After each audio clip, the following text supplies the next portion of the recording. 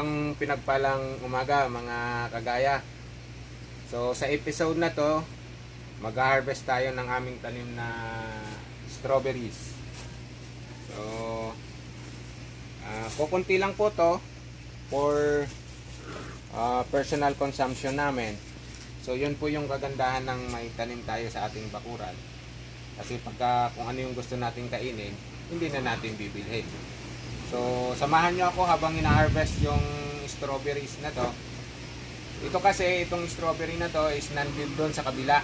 Kung natatandaan nyo po, nandun sa may gilid ng pader.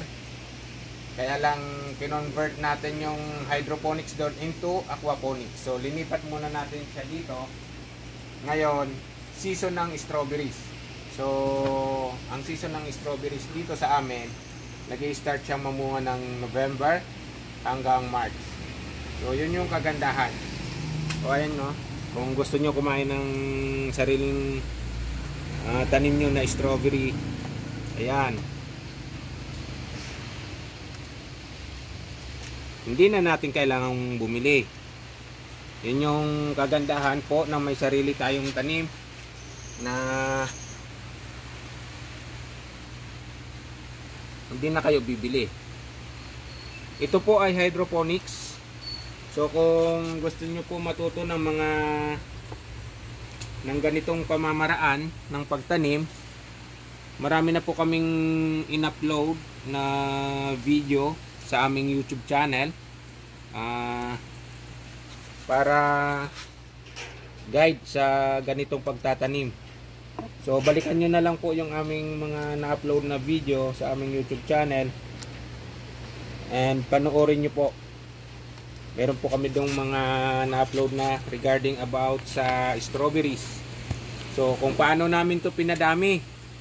Alam nyo ba mga kagaya, ano lang to, nagumpisa kami sa 10 runners. So ito ngayon ang dami na. Ang dami na po. So pwede po kayong magtanim ng strawberry sa hydroponics. So marami po kasi nagtatanong, pwede po ba yan sa ganyang setup?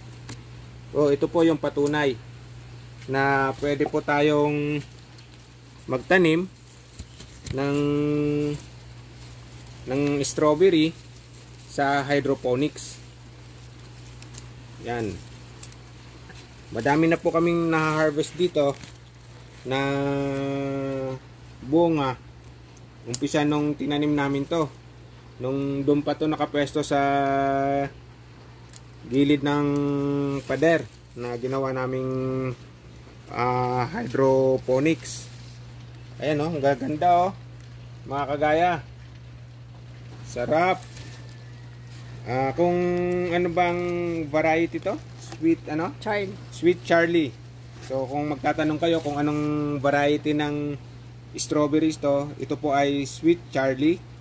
At hindi po to nagumpisa sa buto. Yung tanim namin ay hindi nagumpisa sa buto. Nagumpisa po kami sa runners.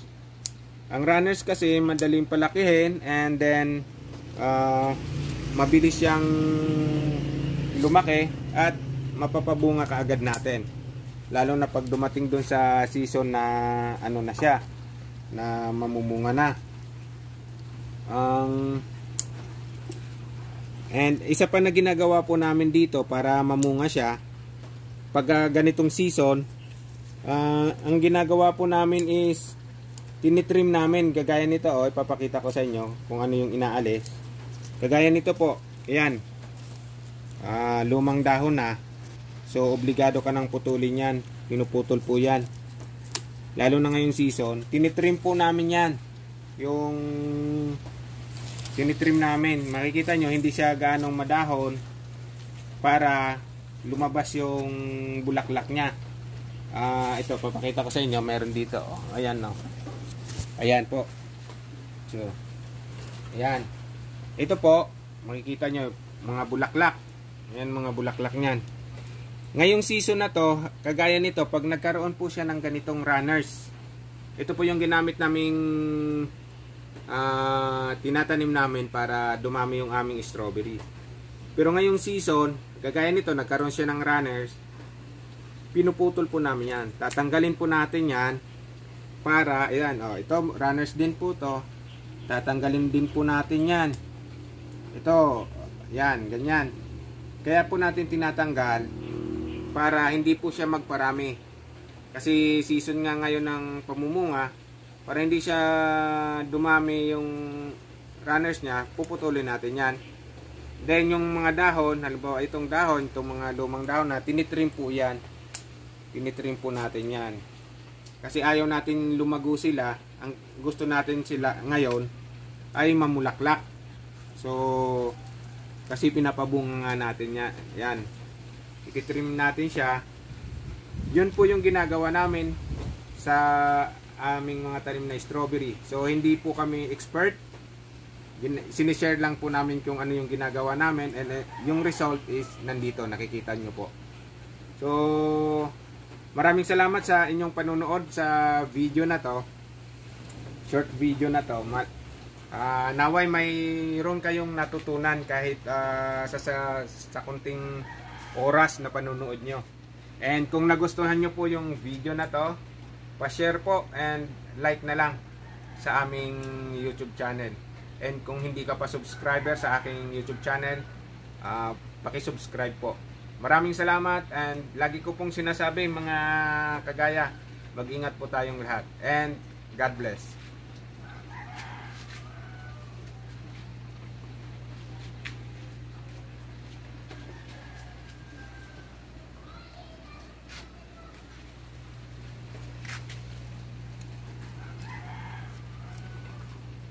Thank you.